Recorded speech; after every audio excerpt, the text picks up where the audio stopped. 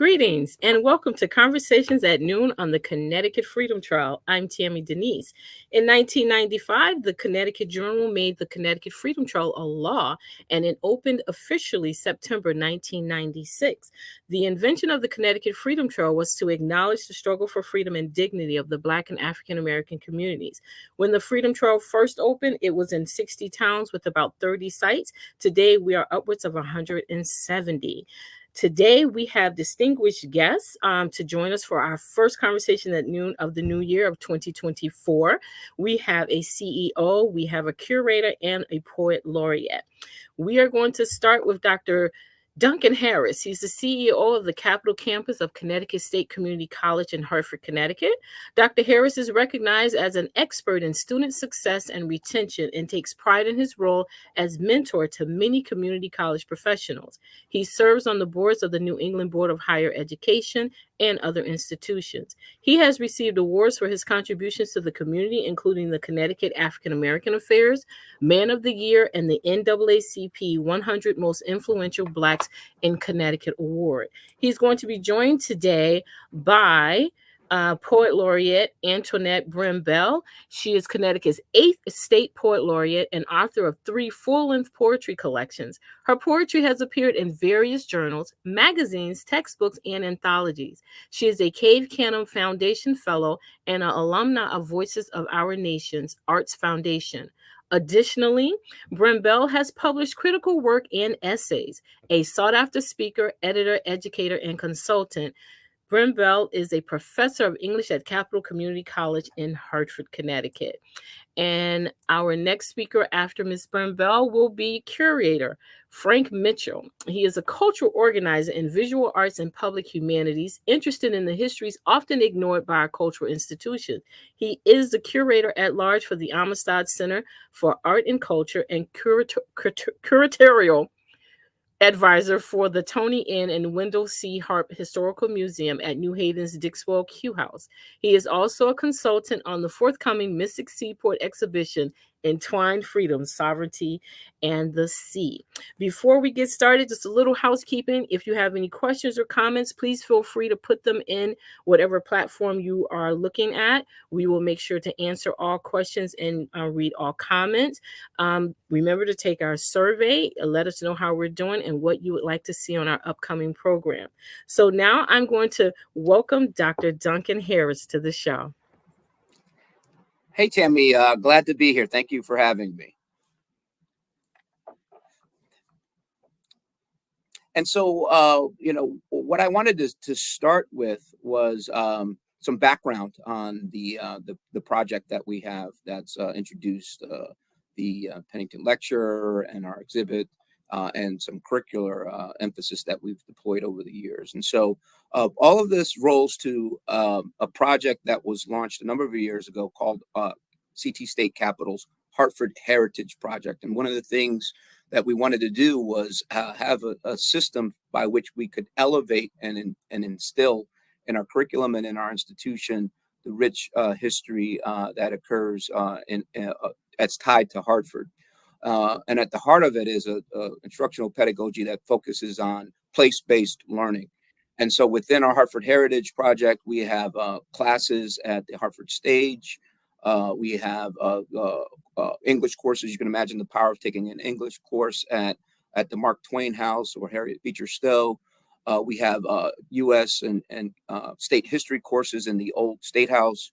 And we have art history courses through a partnership at the Wadsworth. And so while our primary campus is at 950 Main Street, we take great pride and have a saying where we say that the city is our campus and that we leverage the power of our city, for the benefit of our students and learning. And so that's some of the backdrop. And so let me go into what actually occurred with our Black History Project, which is a part of the overall Hartford Heritage Project. During the summer of 2020, I think we can all harken back to where we were with the murder of George Floyd. Like many institutions and organizations, our campus was impacted by that. And the faculty rallied faculty, staff, and students, and said, well, what are we going to do? I actually received a statement. I had sent out a statement like many other CEOs and leaders to their individuals in their organization. And a faculty member replied back to me, what else? And in the slide that's on the screen is a snapshot of a Teams meeting. We were in the midst of COVID, so my faculty and staff were dispersed and working from home. And we came together on the heels of the murder of George Floyd to talk about what that meant for us as an institution. It was, I guess, the stars were aligned, and there was a confluence there. Some of our students had been working on a project in our Liberal Arts Action Lab, which is a partnership with Trinity, where students will research things related to the city. And their project was to bring to light the rich history of the Talcott Street Church. It just so happens that CT State Capitol, our location is directly adjacent to where the Talcott Street Church once stood, which was Hartford's first Black church and school. However, every day when our students, faculty, and staff walk from the parking garage into the campus, there is no marker. It was history that, as I'd mentioned, had been buried, and individuals were not aware of the hallowed ground where our institution sits and what occurred in this location centuries ago as it relates to education and liberation for Black peoples that were residing in Hartford at the time. And so our students actually worked on a research project to uncover that. And so on the heels of George Floyd and his murder, we said that we would make efforts to build an exhibit. We would look at our curriculum around, social justice and the rights of all, and that would be much more fitting than a statement. And so we made institutional changes and made an institutional commitment to bring forth this rich history and institutionalize that. We authored a grant to the National Endowment for the Humanities, which had those prongs, which we talked about creating an exhibit, training faculty through professional development to integrate into curriculum, cross-disciplinary. So it's not just English, it's in sociology, the architecture, all of our different courses where we've embedded Black history within the curriculum and holding high the work of Reverend James C. Pennington and others. And so that's the backdrop and the genesis with which we moved forth, on the projects that we'll talk about today. And so with that, I'm going to turn it over to Professor Antoinette Bell, who will talk about the curricular piece. She'll be followed by Frank Mitchell, who will talk about the exhibit. And then I'll return to talk about the Pennington Lecture. And those were three prongs that were included in our Black History Project and the proposal and the way in which we've institutionalized, our commitment and holding high the rich history of James C. Pennington and the Talcott Street Church. And so with that, I'd like to introduce Antoinette Bell. I have many favorite professors at my institution, but she is perhaps the most favorite of my favorites at the institution. So Antoinette Bell, Professor of English, CT State Capitol. Thank you, Dr. Harris. I know you're always trying to pump me up right before I'm doing something, so I appreciate that vote of confidence. So I'm going to just kind of pick up where I jumped in to all of this.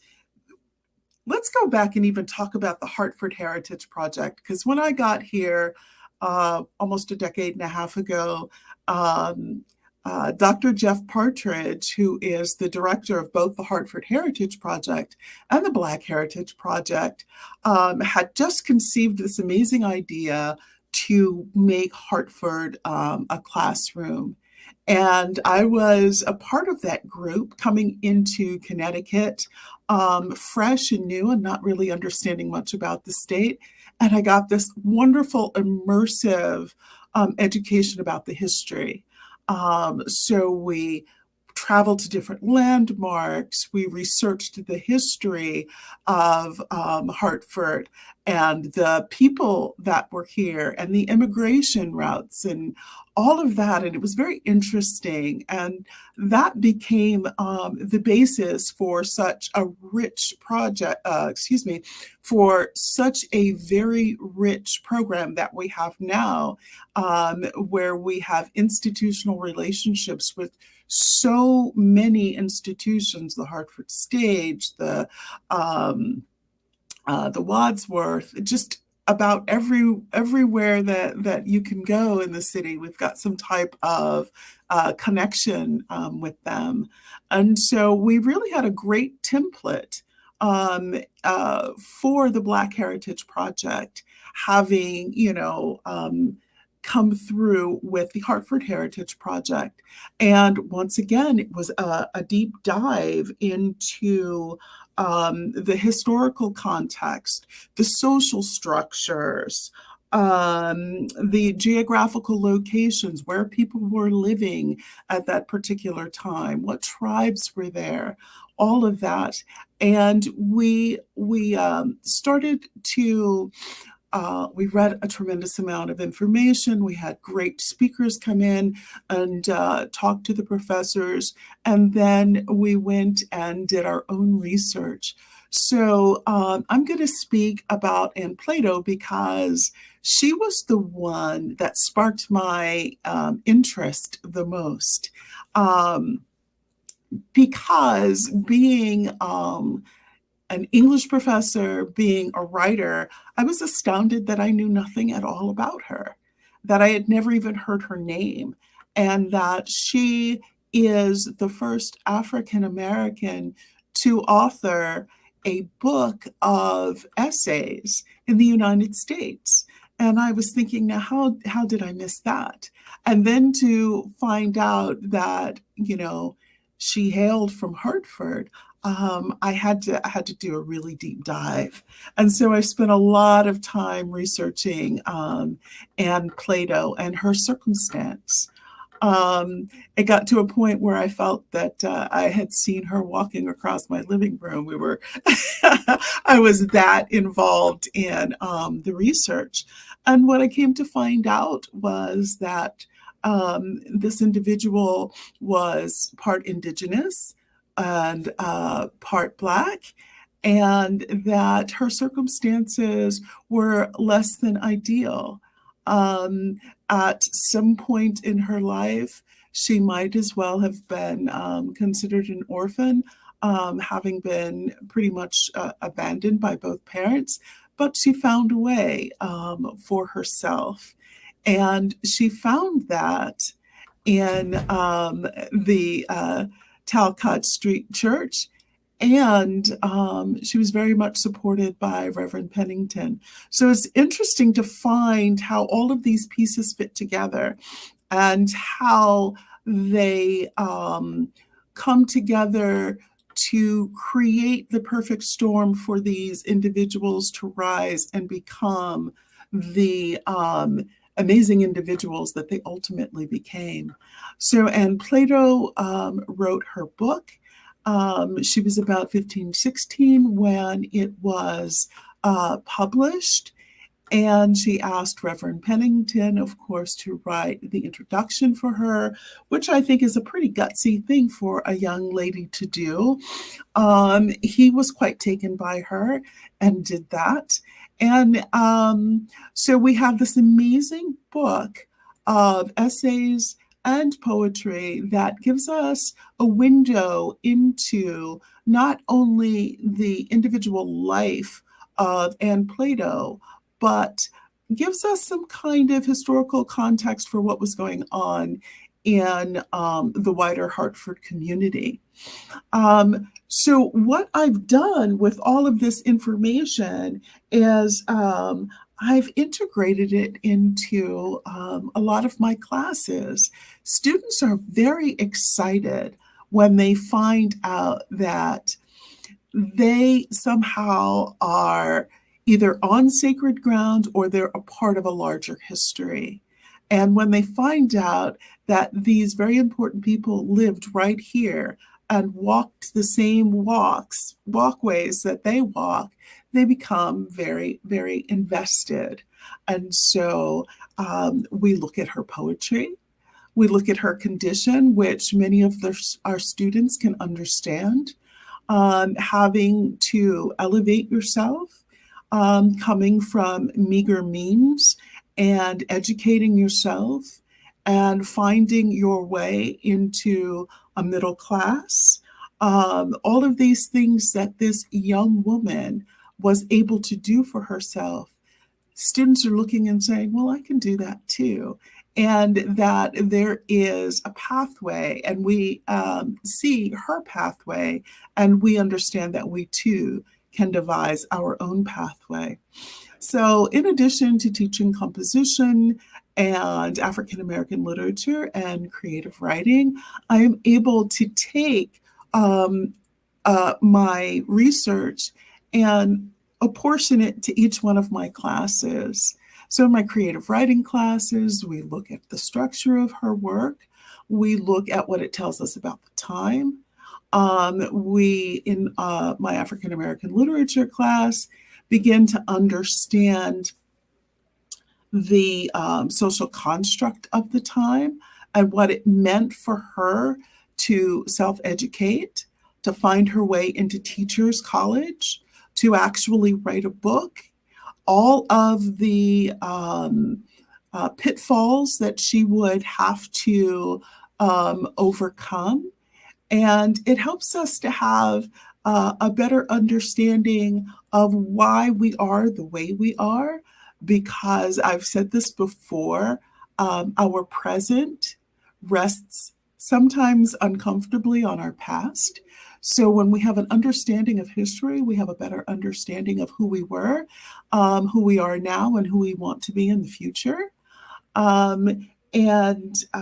We look at the construction of the essays that she wrote in her composition classes, and how she was able to demonstrate her education by pulling in not only her own thoughts, but the history of the time, ancient history, ancient Greek history, law, and to demonstrate that a young Black woman can and did understand and contextualize all of this information. So representation is very important. We know that Anne Plato was, like I said, Indigenous and Black. And so when we have students that are diverse and varied in their own makeup, they realize that anyone can rise to the occasion and make a way for themselves pretty much the way Anne Plato did. And I'm just speaking for myself and what I did in my English classes, but I'm telling you that other professors have taken their research and run with it. So there have been courses in history, architecture. The architecture was very interesting, by the way. They were looking for ways to create monuments and to talk about what type of monuments should be in public spaces and that type of thing. So when you start a program like this, the possibilities are endless. And when you have such an ingenious faculty like we do here at Capitol, they're going to run with it and make it amazingly creative. And so I'm going to go ahead and toss it to Frank Mitchell, who's going to talk about ways in which that creativity is evidenced. Thanks, Antoinette. And I'm going to have some slides. So yes, Natalie, if you are ready.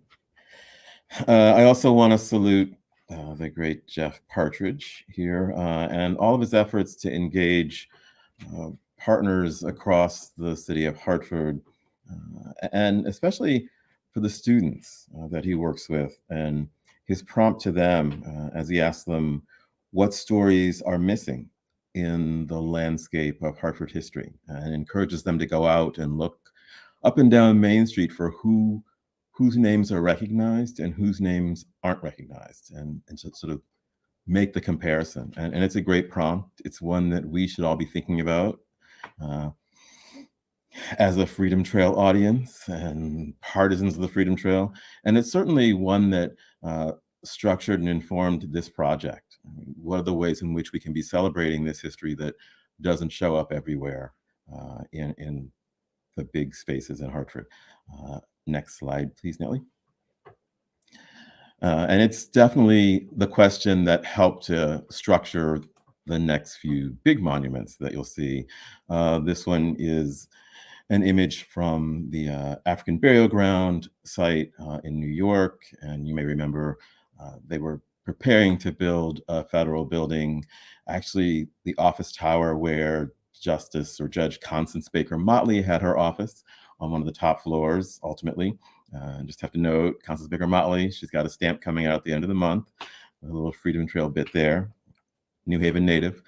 So a space that, actually at some point began to celebrate the kind of Black excellence that's so important to kind of telling these big stories. But when they found that it was also a burial ground for free and enslaved Blacks from the early part of the colonial history, the work on the building had to be shut down, and they began a long process of studying the remains that are there and thinking about what's the proper monument to recognize and celebrate that sort of solemn history. Next slide, please. After this, we've got the monument for the Memorial for Peace and Justice in Alabama. A number of great artists, both African-American, not Black American, and some West African are part of this project to tell that story. And in this image, you've got work from Hank Willis Thomas and from Kwame Ekorobanfo in West Africa. Again, finding ways to incorporate contemporary artists in recognizing this sort of really complicated part of American history, and certainly Black American history. And the next slide, please.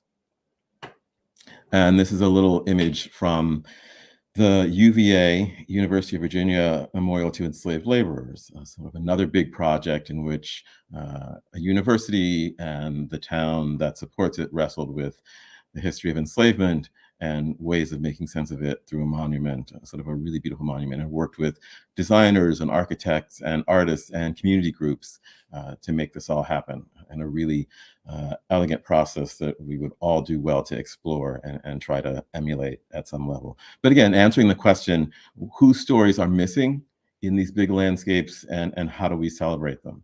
And that was certainly part of what we were trying to do with this curriculum project, and it was the charge from Jeff for the exhibition.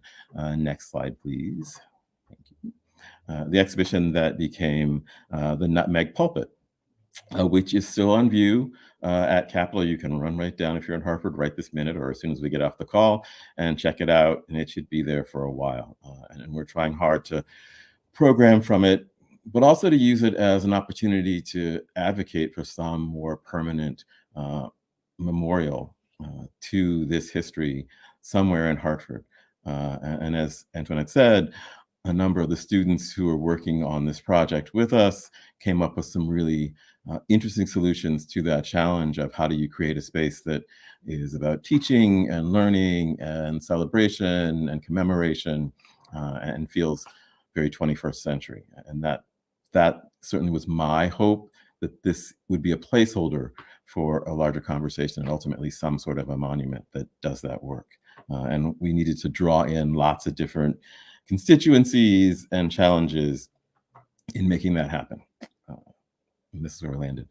Next slide, please.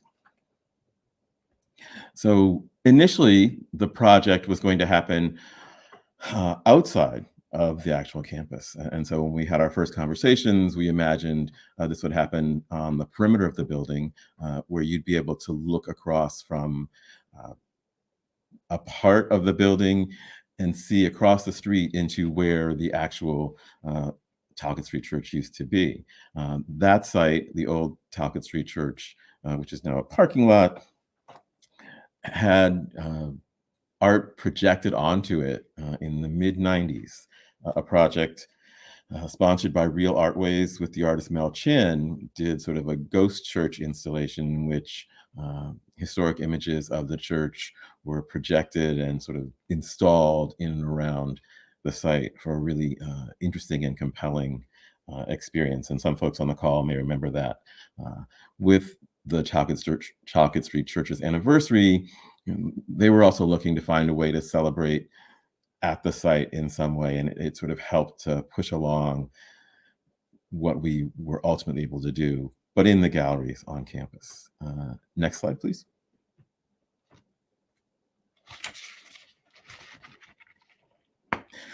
And this is an image of our plan for the store windows on the opposite side of the building there. We knew we wanted to highlight some of the figures who were important in the church's history. So in this image, you get our version of the first avatar for Reverend Pennington and for Deacon James Mars. James Mars, sort of another important figure in Connecticut history and Black Connecticut history, who authors the story of his life as an enslaved young person and his various attempts to escape enslavement, and then his resolution and sort of complicated history with the folks who had held him captive all those years and forced him to work.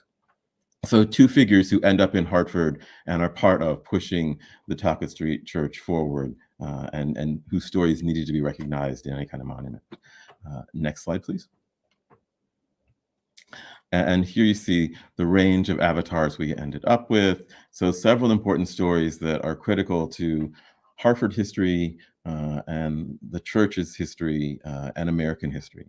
And our challenge was finding a way to celebrate them as local icons and acknowledge sort of their impact nationally. And each of these folks did important things in Hartford and in the church that reverberated across the country at certain points, and for some of them internationally, sort of beyond the borders of the United States, which is kind of incredible, particularly given the time. And so what you see in the exhibition are sort of call outs to all the places that they went to or that they came from, how the world seemed sort of accessible to them in ways that are kind of unimaginable today. But in the 19th century, Mars could come from Northwest Connecticut to Hartford. Pennington could be basically everywhere between Maryland and New York and Hartford and Florida and Europe. Rebecca Primus and Plato, sort of all these folks. Augustus Washington, the photographer who had a studio in Hartford and ends up emigrating to West Africa. So how much of the world was accessible to these folks, but also to other Black folks who somehow managed to escape enslavement and sort of were able to see the world as, you know, an option for their next steps. And we wanted to at least acknowledge how important, and increasingly our understanding of how important, the emigration story is for free Blacks in the early 19th century, in Connecticut, in New York, in Massachusetts, and how that conversation around do we stay here, do we go abroad, is so vital and so important to people's sense of why they stay here and why they fight to gain more freedoms. Next slide, please. Because this was a campaign in some ways, we thought about what kinds of swag would be important. So you get on the top of this slide the stickers that we used on the days of the public presentation. We worked with students to show what we were imagining and to do sort of a charrette on site on the opposite side of the building with the windows that are used by the Wadsworth's museum shop, and included these little stickers for everybody. One of the concerns was that since we weren't doing this in the galleries proper, people might be confused by this campaign that had sort of church overtones and referenced Reverend Pennington. So on the stickers, you can't really see this. We decided to run around the perimeter, "This is not a church, but your soul can get happy. This is not a church." So lots of really fun call outs, reminding folks this isn't a church, but it doesn't mean that social justice work and your humanity won't be recognized in the gallery and in the exhibition. Next slide, please. And this is the design for the wall in the gallery once we brought the exhibition into the gallery at Capitol. This was the plan for it. You will see a version of this when you come to the gallery to check out the exhibition. Not everything that we discussed is on this layout, but this is sort of the big picture, the avatars, the various figures we wanted to lift up, Anne Plato, Rebecca Primus, the educator, Augustus Washington, the photographer and activist, Reverend Pennington, and James Mars are all here with their stories and various ways of engaging and sort of learning more about them, along with some great technology that helps you navigate the work that students have been doing and some of the work that faculty have done as well. So you get a really great sense of how the prompt has inspired both folks in the classroom and folks who are leading classes in the classroom. And to some extent, some visitors. There's a bit of a contemplation set in the gallery as well, so you can sit and reflect on some of this. And because their words were so important, the say it loud, say it proud is critical. So there's a lot of text that reminds you that these folks were activists. They were writing and speaking and making their way in the world and sort of creating a space for future generations to make a difference. We really wanted that to be part of what folks took from the exhibition, partly because it was in a space where education is hallowed, but also because the word and speech and prophecy is so critical in religious spaces in general. So there's a lot of that happening in the exhibition in interactive ways. Next slide, please. And this may be where I will close and look forward to any questions or conversation afterwards. So I think I'm passing it back to you, Duncan, to wrap us up and lead us into questions. Awesome. Yeah, thanks, Frank. So and as Frank alluded to, the exhibit is open, right? And so hopefully some of the folks that might be viewing, you have your curiosity piqued by what you've seen and the amount of effort that's gone in. And so it's on the first floor of the college. And so as guests are able to come in, they would just check in with our campus staff in the lobby area. And it's directly to the right as you come in. You can see portions of it from the main street. And so once again, we are hopeful that folks get an opportunity to stop by. And so, the last part of this presentation is tied to the Pennington Lecture series. And so what we wanted to establish, once again, as we harken back to, this idea of institutionalizing, this movement in some regard to elevate the history of the Talcott Street Church and some of the figures that, spent time there, was to have an ongoing lecture series that we plan for annually.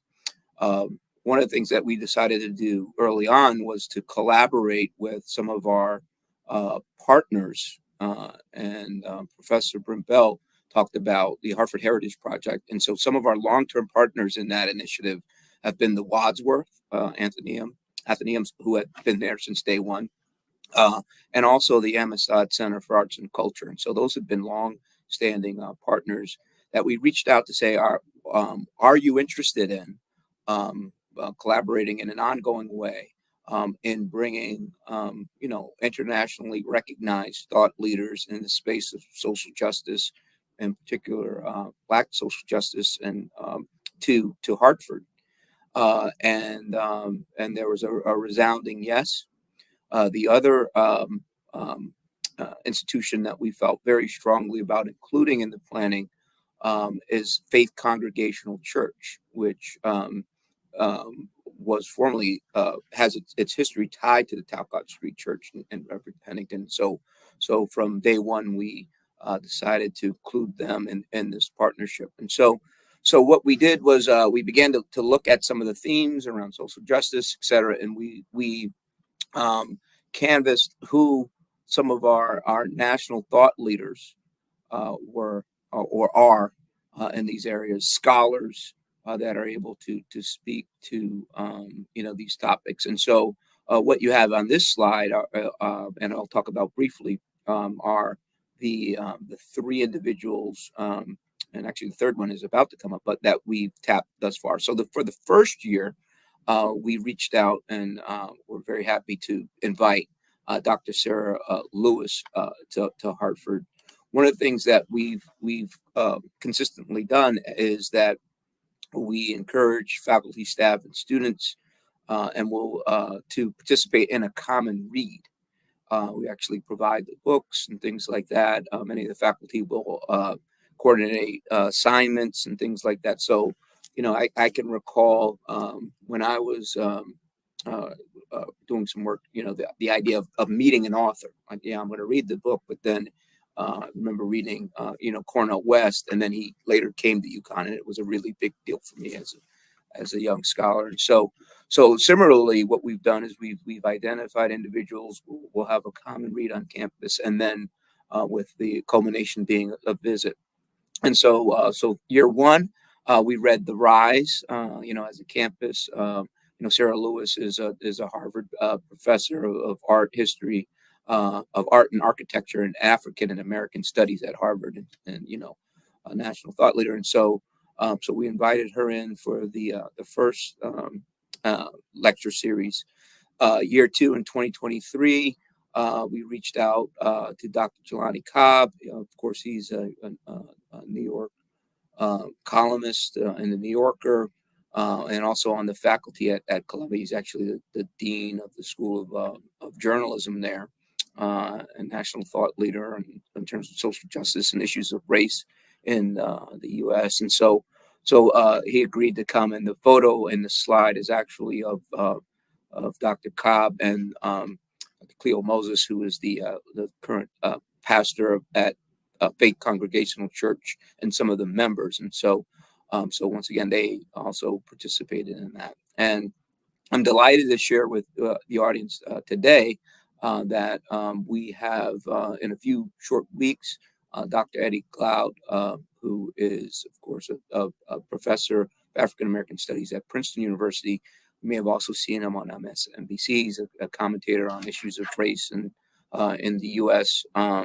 And scholar of history. And so, and oftentimes it takes a lot of work. So we were working on getting him and for about a year, and but he has strong ties to Hartford, and he has actually received an award a number of years ago in honor of Reverend Pennington by the University of Helsinki. And so he was named a Reverend Pennington Scholar.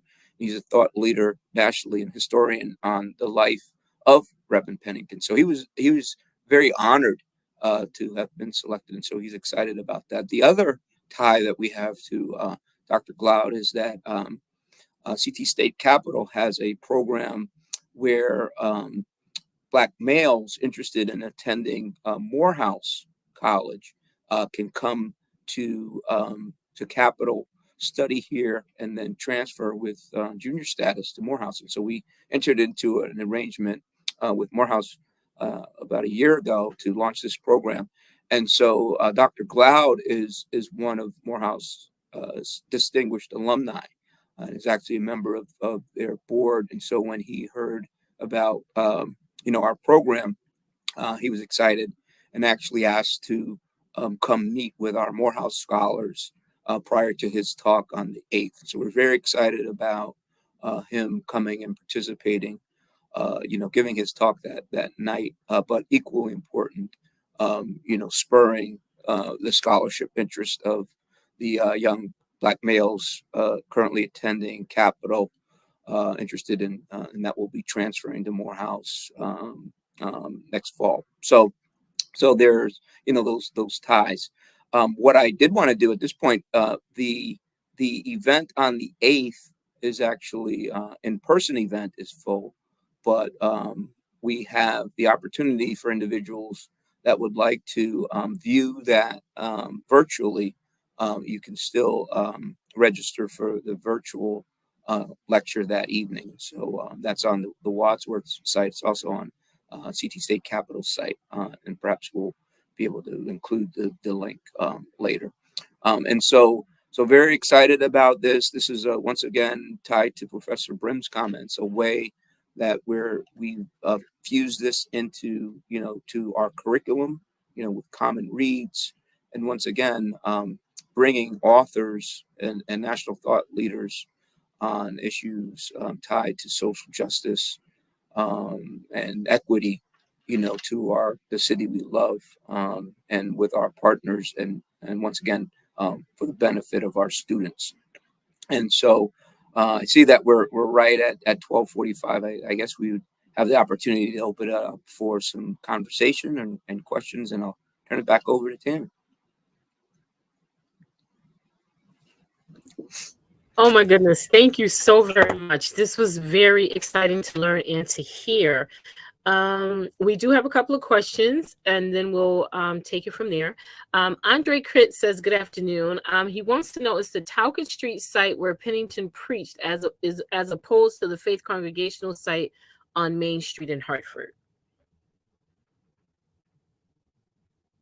So he's asking, either one of you can answer, if the Talcott Street site is where he preached versus or opposed to the Faith Congregational on Main Street. Would have been the site contemporary for Pennington. The Main Street site is a more recent church site. Okay, so it would have been definitely there. Okay. Yeah, it was all downtown at that point. And that would have been a neighborhood where it would have been sort of the center of a more bustling, but very small Black Hartford. Got you. He says, you mentioned different places in the world where Pennington showed up. Can you say some of the places other than Hartford and Farmington, Connecticut, where he may have appeared?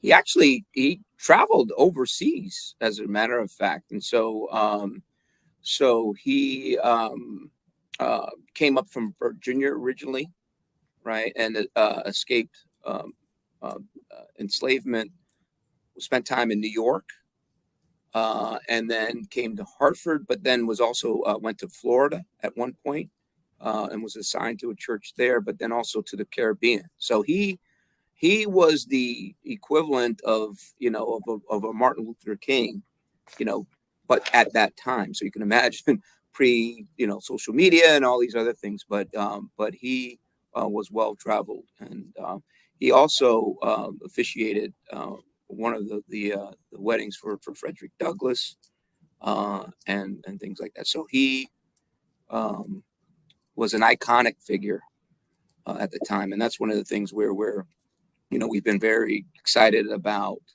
especially for our students. Capital is a very diverse school. We're 37% Black in terms of the student population, 33% Hispanic.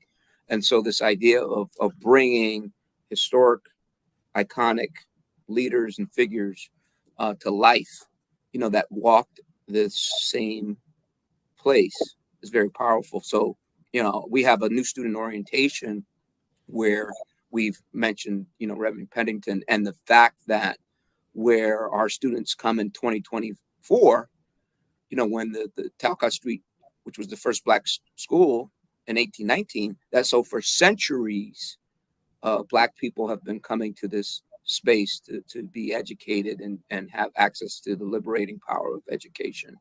So it's a very powerful kind of concept that we've folded into who we are as an institution. I love the idea that he was a world traveler, if you will. it paints a contrast of how when enslavement is taught, and as well as those who have received their freedom, how they stayed localized and were more or less sort of hampered to stay in that position. Whereas this is helping us to see it's quite a different story, that no, they had access to the world and that they did travel. So thank you so much for bringing that part out. Andre wanted to know if the place you were referring to, Frank, if that place was called the Bottoms.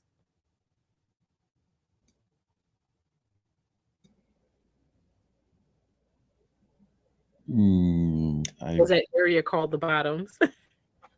I wouldn't have called it that. I think it was really, at that point, it just is it's a small neighborhood.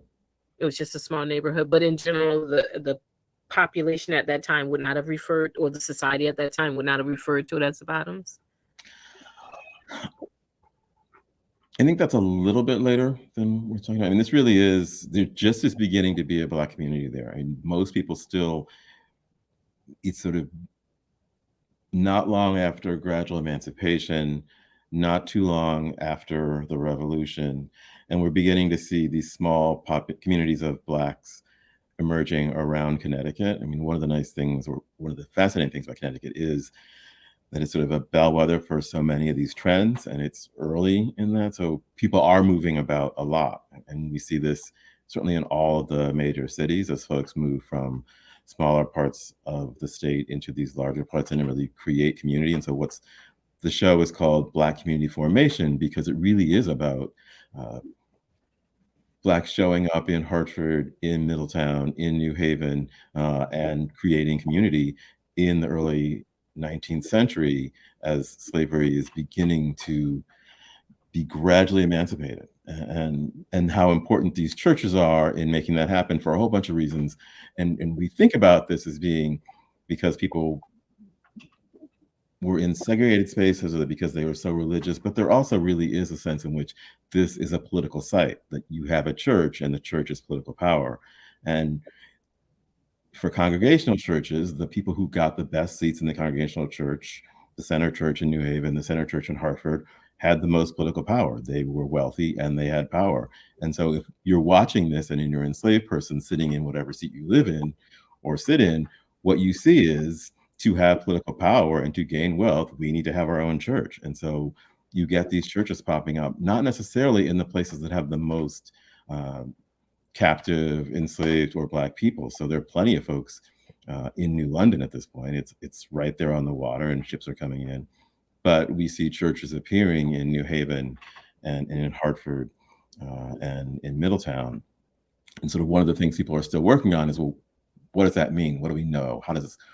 What should we take from the fact that these are the sites where this kind of activism is happening? And these are also the sites where people who, having gained their freedom in whatever ways and are having to pay taxes, are lobbying for citizenship, or saying you can't tax us if we can't vote. And in New Haven, in sort of the areas around New Haven, in the areas outside and inside of Hartford, you get that kind of activism for a bunch of reasons. And so these are the kinds of questions that, having these church starts and digging into this history and thinking about who was there and thinking about their access to the world, leads us to ask these kinds of questions about, well, what else is going on? Why was it going on there? And what does this mean? Awesome. This question is open. Professor Burnbell, don't worry, I'm coming back around because I do have a question for you that I think only you could answer. The Alex Breon Corporation would like to know, how do students receive and respond to this local Black history? And does it inspire activism or greater interest in their own history and or genealogy?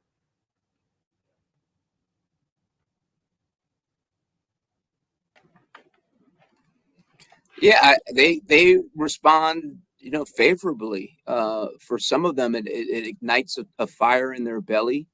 You could imagine we've annually we invite the students that participated in the original research project that to the Pennington Lecture, and we honor them that, based off of what they how they inspired us to. And so there's a piece around research, understanding where you come from, and so for many of our students, it's been inspiring.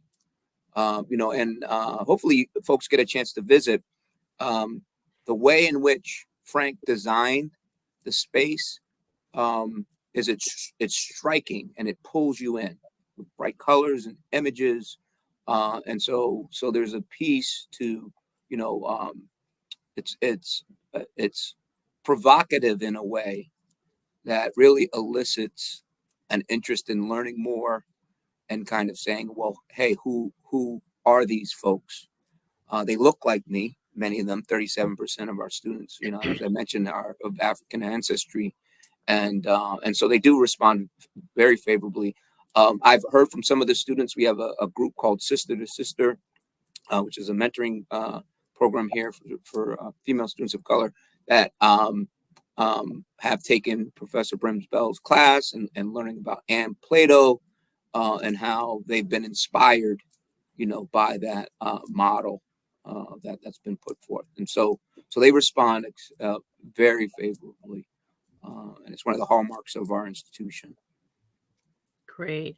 We have some links in the chat. If you feel free to copy those down, and lead you to the Pennington Lecture. Jeff Partridge, who we couldn't have today with us, but he does have here, he says there are some student quotes on the page of the Hartford Heritage website, and it's the hartfordheritage.org/Black Heritage. So those are there in the chat for our audience to review. Another question is, did James Pennington have any connection to Center Church in Hartford?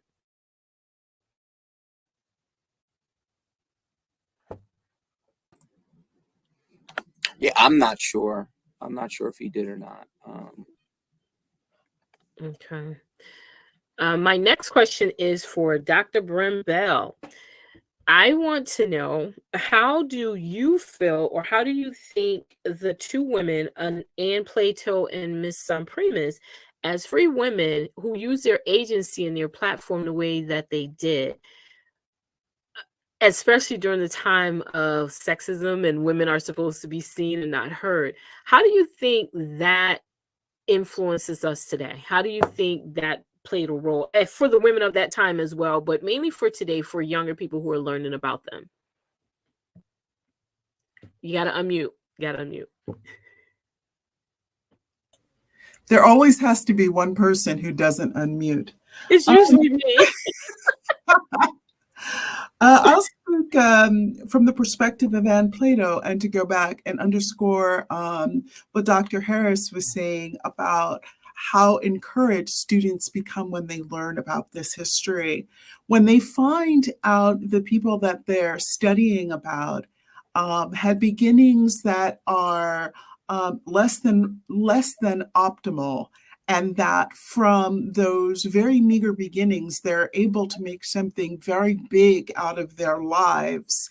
I think it really does create excitement and energy, and lets our students know that you're not tethered to where you were when you were born.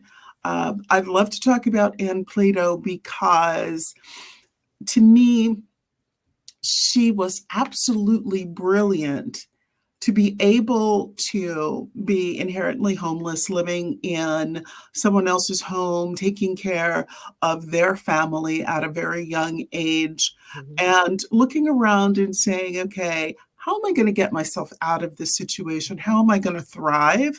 Not just survive, but how am I going to thrive? And while I'm thriving, how am I going to give something back? And realizing at an early age that education was going to be the way that she did that.